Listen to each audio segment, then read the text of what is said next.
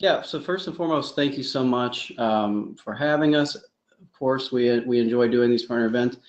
And to get it started off in the right way, I'm going to go ahead and apologize for my lack of energy today. So I was feeling a little bit under the weather yesterday, and it kind of carried over into today. So I do apologize. Sometimes the brain calculations aren't working as fast. You're not firing off as fast. So you guys just be patient with me, and I'll try to get through this in a timely manner. But I did want to talk to you guys today. We are going to be talking about using supply and demand zones. That's volume supply and demand zones in trading analysis. I'm sure a lot of you are already very familiar with it, but hopefully today, and for those of you who are not, and even the ones who are, hopefully today you can take away something beneficial from the presentation. So given the amount of information that we're going to be covering, and of course the lack of time, I'm going to kind of jump right into it and get things done as quickly and efficiently as possible. So I know that your guys' time is extremely valuable. All right, guys, so let's jump right over to it. Of course, we all know that this is being presented for demonstration and educational purposes only. So we know that trading contains substantial risks, and it's not for every investor. An investor could, of course, lose all their money, even more than their initial investment. That's not even fun saying out loud. All right, guys, so I want to get started, and today we're going to look at the zone suite. But before we do that, I want to backtrack and say, Renee, thanks for the introduction. And yeah, I mean, so basically what you're going to be seeing today is, basically work over the past eight plus years. It's been our primary focus. We noticed something very long ago and just wanted to be able to automate it for the most part. Over the years, we've been able to achieve that. Don't get me wrong, it's not been an easy road, but that's what you'll be seeing today.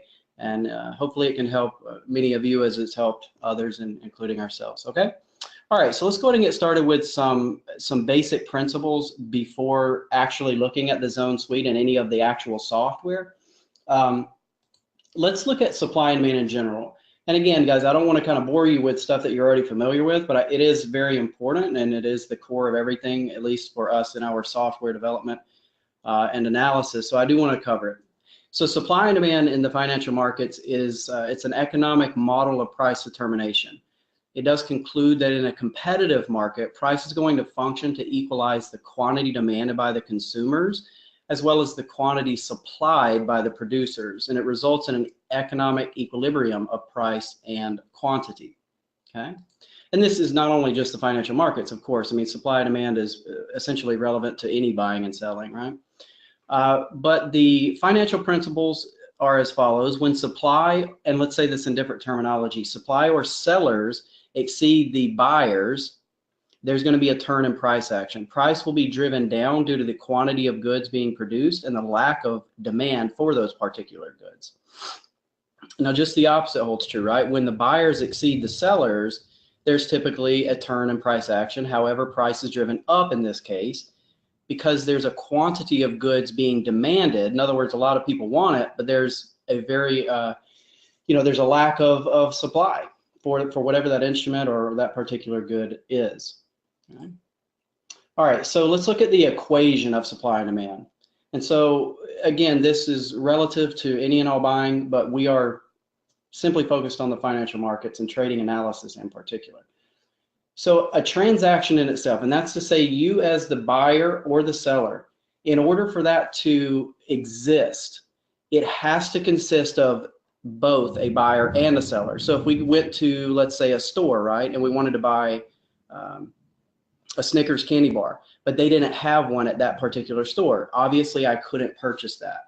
And it's the same thing in the financial markets, right? So we have to have a seller if we wish to buy, and on the flip side of that coin, we have to have a buyer if we wish to sell.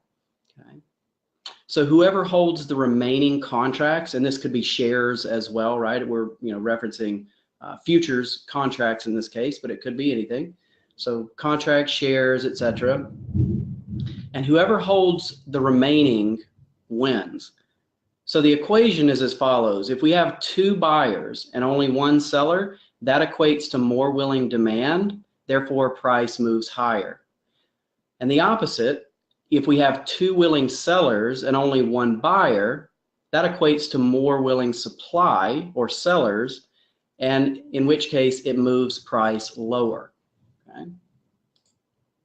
All right, so we're going to look at who these buyers and sellers are, because this is just an opinion here, but there are 3 types of traders, right? So of course we know that generally speaking there are all types of traders, right? But we kind of just broken them down into 3 types, and this is not just us. I mean, this is, you know, pretty common throughout the financial industry. This is not really based anything to do with our own methodology, right?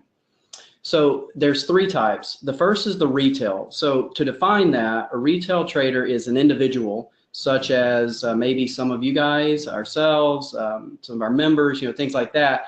And I'm trying to think, Jim Cramer coined the phrase, I believe. He's the one, at least I've heard say it, home gamers, right?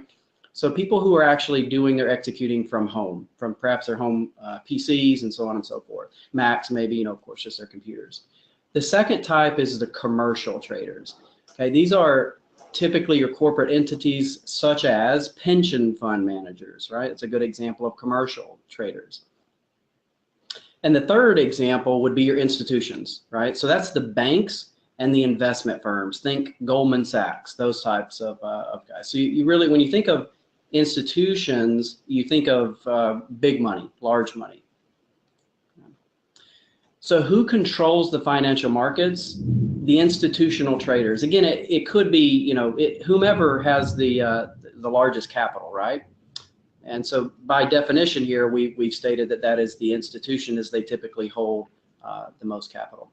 So in our opinion, to be a successful trader, you should be able to locate the institutional buying and selling on a price chart. That can be achieved in many ways, right? I mean, we can look at supply and demand, we can look at support and resistance, Fibonacci ratios, and that is the weather, by the way, guys. So hopefully we're going to cross our fingers and hope that we don't get cut off here. But yeah, that's pretty loud. So that being said, guys, it could also be a combination of those, right? It could be support and resistance in combination with Fibonacci ratios or supply and demand zones, et cetera, et cetera. But at the end of the day, we're simply looking for where is the largest money in the market buying or selling, because as we know, typically that's where the large market turning points are going to occur. So next we want to look at an image here. We've separated this image into, on your left-hand column, supply, and on the right, demand. And again, guys, just to reiterate, for those of you who are not overly familiar with this, supply is referencing the sellers in the market, and demand is referencing the buyers. So we want to ask ourselves, who is actually selling here? Because if we notice in the image there, there's a huge move down in price, right? And this is a candlestick chart. You can use any type of chart. Doesn't matter, Renko, volume, tick, you know, any type of chart is going to essentially tell you the same information as far as declines or rallies, right? Of course, you do get different information. For example, the minute and tick bars and so on give you open, high, low, close. There are different types of bars that don't provide you all of that information, such as line charts and so on. But we want to ask ourselves the basic question here. When we see that large decline in price, who's actually selling there, right? And typically that's going to be your institutions, because they're, as we mentioned previously, they're really the ones that are capable of predominantly moving price in any provided direction. In this case, it is down. So now we want to ask ourselves, okay, well, if we know who's selling at that particular location, who is it that's selling down here after the move? Okay? And that's going to be your beginners typically. Not to say that you have to be a beginner in order to sell after a large move. That's absolutely not the case. But typically after a large move occurs, we don't want to step into that. In other words, as we know, price has turning points. It's not advantageous for us to step into a move after it's already occurred, because no matter what type of trader you are, no matter what type of analysis or strategy you are using, it is always going to be in the future, right? Unless you're doing testing, back testing, something like that. But in order to actually trade in that regards, and you have to use future information, all right? So let's just kind of keep going here. Who's buying over here? So that location where the sellers or where the beginners were actually selling, who's going to be buying? So who are those guys selling to? That becomes the question, right? Who are they selling to? Because if the beginners are selling, typically that's going to be the institutions they're selling to.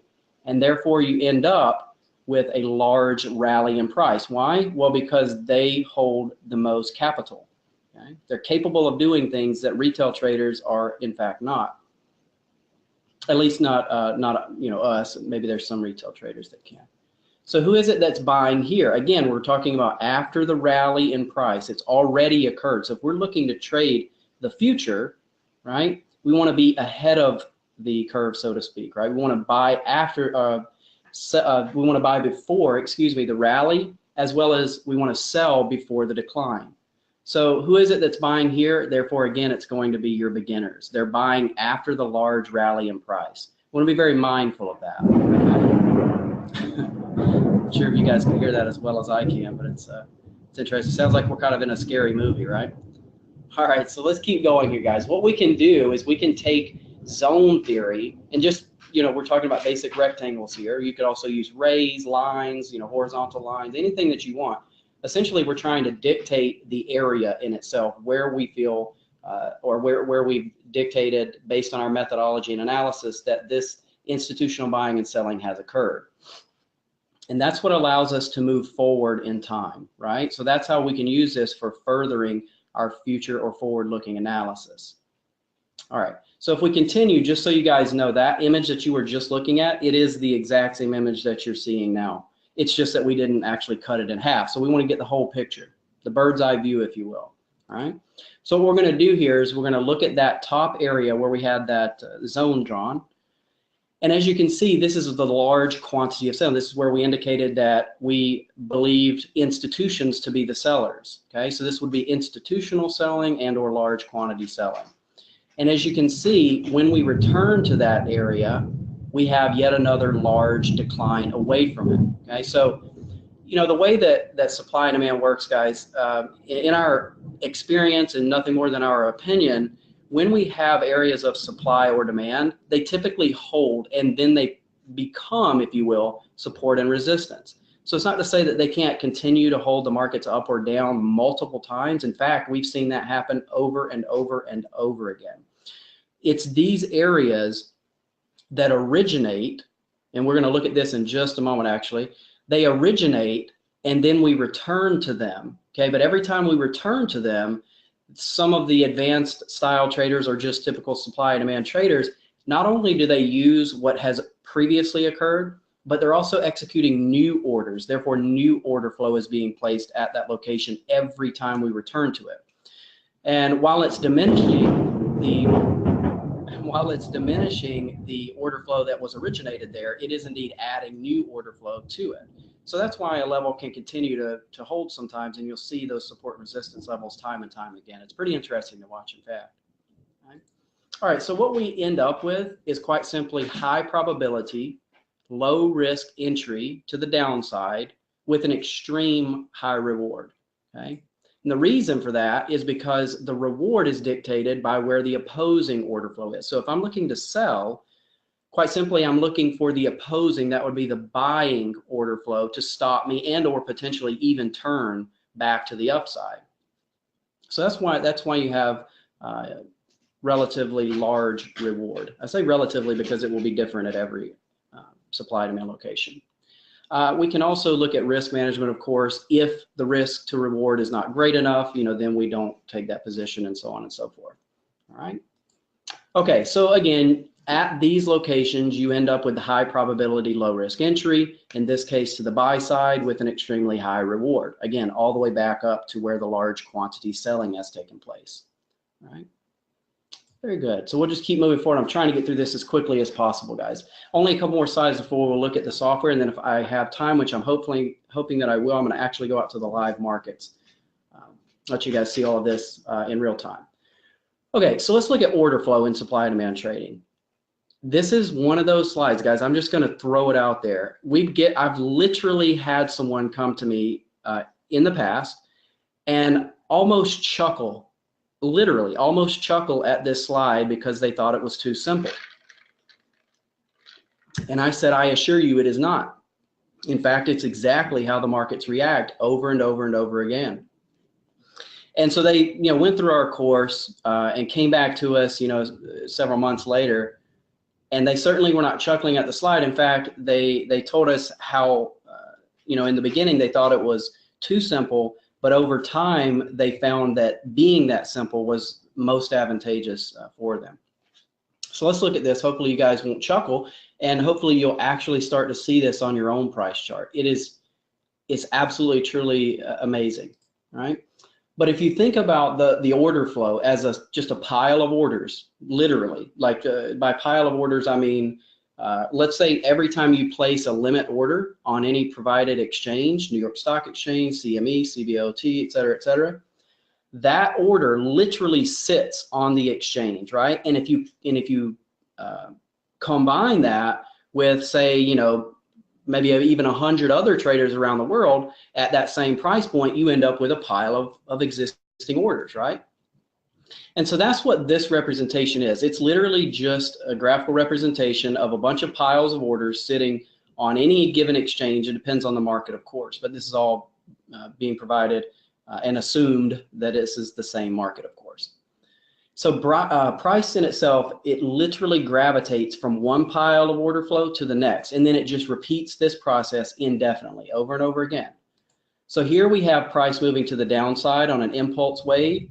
Our expectation is to have a correction up. Where we stop is going to be predominantly where the unfilled sell limit orders, in this case, are remaining, right? So I think you guys can see my mouse here. What I'm indicating is that we have an impulse wave down. On this move back up, which we would refer to as a pullback or simply a corrective wave, there is going to be typically some limit sell orders left up here, which we can then locate on a price chart via our zone theory, okay? Those are going to benefit us for forward-looking analysis, because if we can predetermine this area, we now have a high probability of knowing where price may turn back to the downside for the next impulse wave down. And there's that equation. So it goes down, finds the new pile of orders, and literally just gravitates from one to the next. And there's that ongoing equation. It just continues, right? So it is that simple. Now you might ask, well, how do these piles form? How do they exist? They're based on many things, guys, and we simply cannot predict it. And we really, at the end of the day, there's only one thing that we know. Someone or some machine, algorithm, or high frequency trading, whatever it is, someone or some machine actually executed an order, and that's all that we really know, and it's all that we really need to know. The reason behind it is, in our opinion, irrelevant, as long as we can predetermine where the locations are. All right, so let's move on forward here. Quite a bit to discuss. A minute ago, I told you guys we would look at the origination of supply and or demand. I love this slide, guys, because if you notice there where that zone originates, and what I'm referring to is this area right here, okay? Notice that this literally moves up and it just stops for literally one bar, one candle there. And then this large white candle, that's a rally candle. In this case, white bars are up, blue bars are down. What we have here is a simple pause and a strong rally, and this occurred very quickly. So what that tells me is that the equation, the equilibrium, if you will, is very, very off here. Because if we actually had time to fill all of the orders, we would have definitely spent more than one candle there, but we didn't. So this is one way of indicating where potential institutional order flow resides. And just to throw in something that's not on the slide, most of the time, okay, if you look just to your left here, you'll see a resistance level. And the reason that this forms is simply to overpower the opposing level. So we have buyers here, we have sellers back over here, and he who holds the most wins, right? Always remember that. So these are the buyers. These are the institutional buyers that step into the market, and they originate. Here we go. This is the original pile, if you will. So when we come back to it for the first time, that equates to a high probability entry, and so on and so forth. Of course, reward, we would have to go up here and look for the opposing, right? So we would want to look for where the sellers overtake or overtook the buyers. Always the opposite effect. Okay, that's a good picture there, guys. Just for graphical representation, I would kind of map that one in my mind for rather a classic level, if you will. Okay, let's keep moving forward. So how do we understand and refine the order flow with extreme accuracy? Well, again, this is what we've spent 8 years trying to do, right? You know, again, it's taken us a long time, but we have developed a literal plethora of algorithms in order to achieve not only where the locations are, guys, but we've also been able to achieve the refining at that location, right? So perhaps we have risk management that doesn't allow for us to utilize the entirety of the area. Maybe, you know, maybe my account's not large enough, or maybe I just don't want to. So not only can we define the potential areas, we can also refine the interior of those areas. And again, that helps us with risk management. So we could perhaps move our entries, tighter stops, so on and so forth. And we'll look at this a little bit more in depth as we move into now the software. Okay, and I promise you guys, if I get any questions, I will do my best to come back. I don't currently see the Q&A. I'm not sure if I'm supposed to, Renee, but I'll get to that in a moment. I will come back for any questions that we have.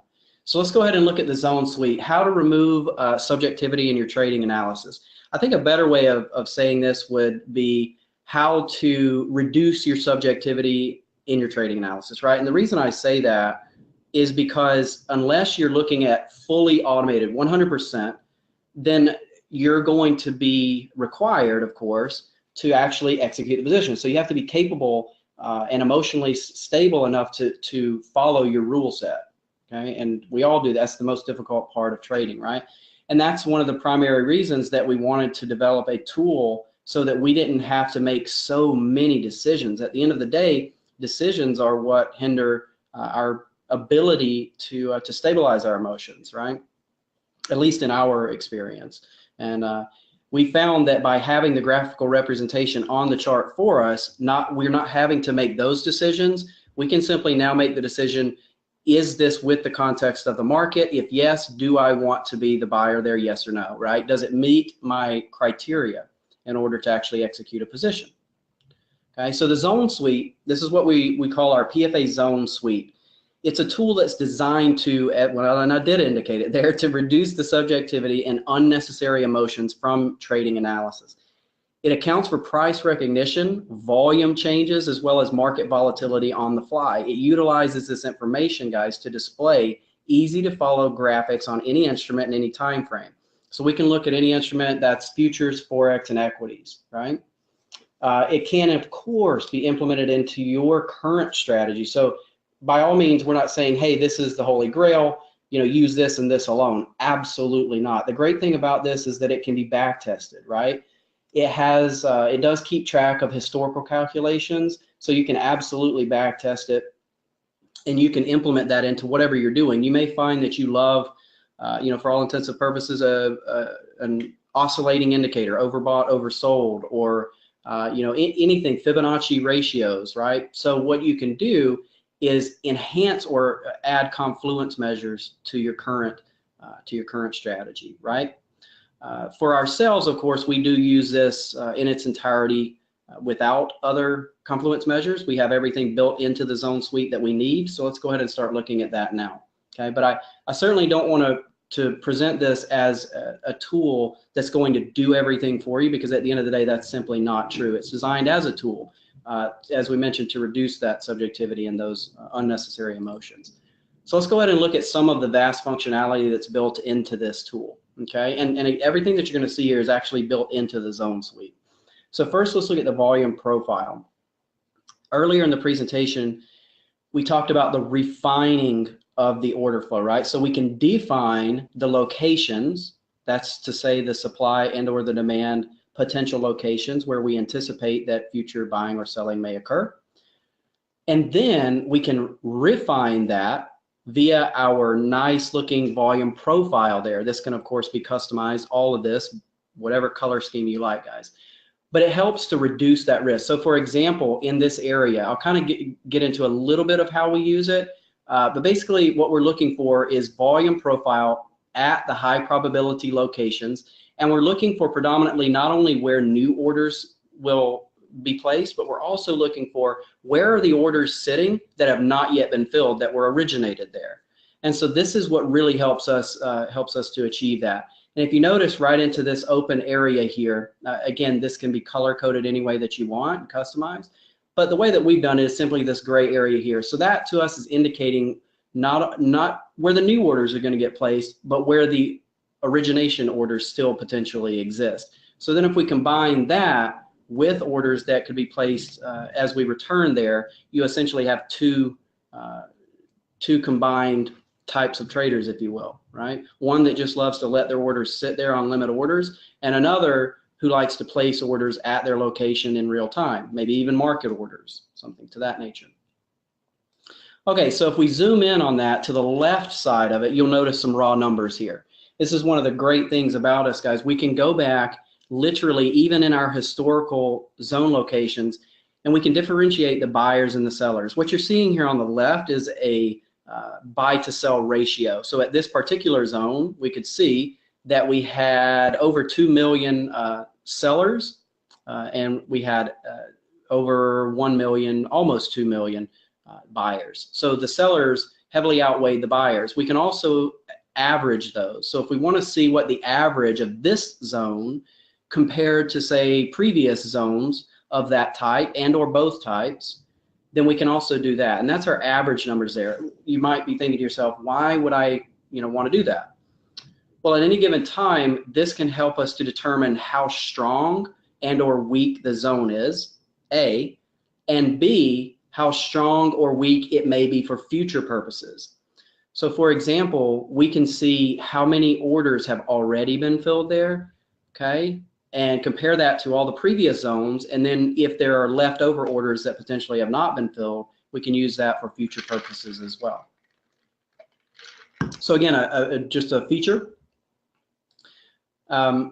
We also have that in user-controlled analysis, and what that means is not only is it automatically derived in our high probability supply-demand locations, but we can literally specify the area of any chart, and we can literally draw that area. So what you're seeing here, these large spikes and so on, is only the data from within this exterior rectangle here. So none of this data over here is being incorporated whatsoever, okay? And we can use that also for future purposes. So we use that for determining future support resistance, filled versus unfilled orders, and so on and so forth. All right, another feature that we have in the zone suite is our altitude grid. This is our perceived value. The altitude grid works maybe somewhat like the equity curve, okay? For some of you are obviously familiar with that, but I would say that the altitude has a little bit more to it. For example, we can use it on swings, we can use it on trends, we can also use it of the entirety of that market. In this case right here, you're seeing that we're using historical data as well. So it's showing you to the right side the perceived value of this particular instrument.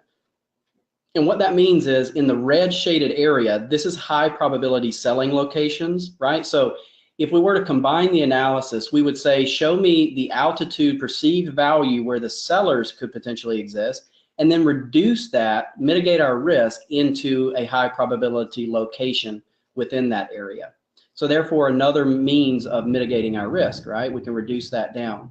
And of course, as we decline, you're seeing the neutral, and then you're going into the high probability buying altitude, okay? And that's what you're seeing, that rally in price there.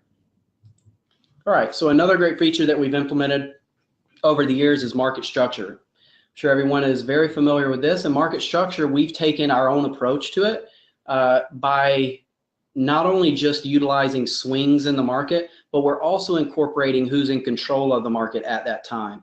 So what you're going to find with our market structure is that you're going to see many less swings and a more controlled environment, right? It really smooths out the market structure, if you will. All right, so let's just kind of keep going here. I think we're doing okay on time there. Still maybe get out to the live charts as well as answer some questions. Okay, guys, I love this feature because we've implemented automatic trend lines. Why did we do this? Well, even in our own program, we found that over time, one of the most subjective aspects was the trends in themselves. And we found that because, you know, a lot of our members, we have a lot of things based solely on market structure, on the directions, and so on, as a lot of trading methodologies do. But again, if you can't really determine the direction, and it becomes an emotional, well, it cripples you emotionally when it comes to determining that, right? Which it's probably, it's done to us multiple times. You sit there and you look at it and you go, well, I don't really know. I mean, I'm looking at this, it looks up, but this part looks down, and you know, it could just go on. And then you have multiple time frame trends. So what we did was implemented this in an automatic fashion. We decided that it was best if we could remove that emotion as well. All right. The next thing we have is our Fibonacci extension zones. Okay, so this is a draw tool, rather like the user-defined power zone was, where you saw that user-defined volume analysis a few slides ago. This think of it as an enhancement to any platform's standard Fibonacci tools, right? But what we work with is zone theory and, you know, rectangles and visual plots a lot, and our goal was to reduce, you know, that subjectivity. So what we did is created our own Fib tool. And in our Fib tool, you can literally define the ratios. This can, of course, be user defined. It comes defaulted, but you can definitely user define that to any percentage values you desire. And there are multiple zones. So we can show them, we can hide them, we can do many, many things with that. But Fibonacci numbers, guys, in our, again, just throwing an opinion here, but Fibonacci numbers are very powerful. And they do really, really help in predetermining the locations where the supply and demand should exist. In other words, the confluence measures. So adding Fibonacci analysis with supply and demand analysis, we found it to be most beneficial. All right, only a few more slides, guys. We've implemented price action determination, the trend determination. Let me touch on this really quick. Why did we do this? And do we really use this every day in our trading analysis? The answer is no, we do not, right? We read the market and we predetermine the future moves. So why implement trend determination? Well, the simple answer is for automation purposes. So our SD model actually incorporates the zone suite and has it fully automated. So that's the primary reason. And another reason is there, again, just to reduce subjectivity. Perhaps some people don't want to have to figure this out, right? They want to just literally look at a chart, see a color, and make it just that much easier for them to determine what the direction of the market is. But in order for us to differentiate trend following versus counter trend trades, we had to, of course, implement this in order to tell the difference, right? So that does assist us in our SD model automation capabilities.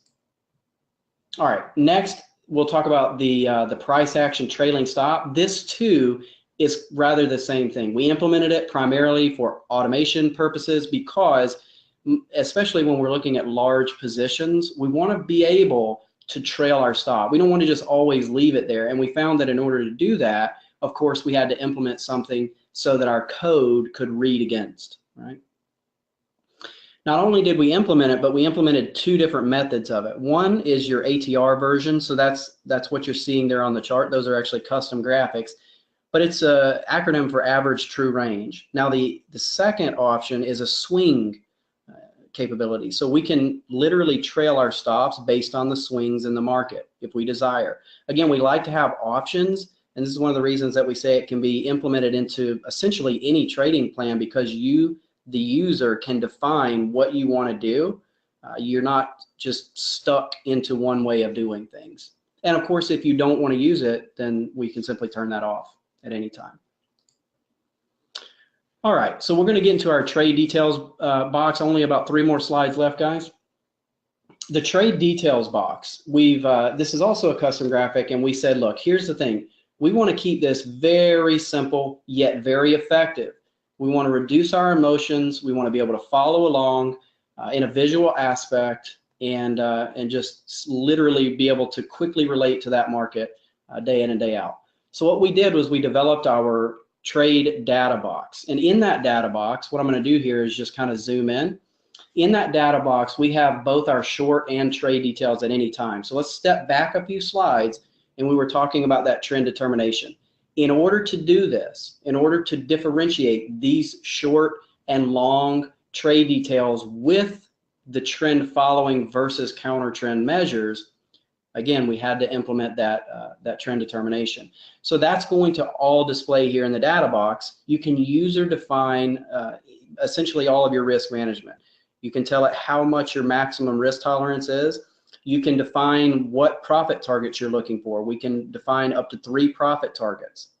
So we could say, I want a maximum risk of 12 ticks. I want to look for a 1-to-1, a 5-to-1, a 10-to-1. But again, it can be user defined to any of your liking. Having this on the chart is just very simple. And again, a graphic there so that you can look at and go, okay, look, I know my exact price points for not only my entry, but also my stop, targets, and trailing stop. So that trailing stop is dynamic, right? It's going to move in real time. So let's go ahead and look at the bottom portion of the data box. It contains order flow analysis. So we've been talking a lot about order flow, right? And volume analysis and so on. And what this is, instead of volume analysis at or in our supply and demand locations, we also want to have a barometer of what real-time price is doing. So on your current bar, that's to say in real time, you will be able to watch this and literally see the shift of momentum occurring. So if you can visually kind of imagine this, you're going to see that 0 turning very quickly. The numbers change very quickly because there's orders being filled. So what it's doing is reading the tape, but it's doing the calculations for you, because I know that probably a lot of you are way more intelligent than me, but I can tell you I certainly cannot read the tape and do the math calculations on it at the same time. So what I did is decided to have the software do that for me. So it just simplifies yet another aspect of trading that is not necessary, right?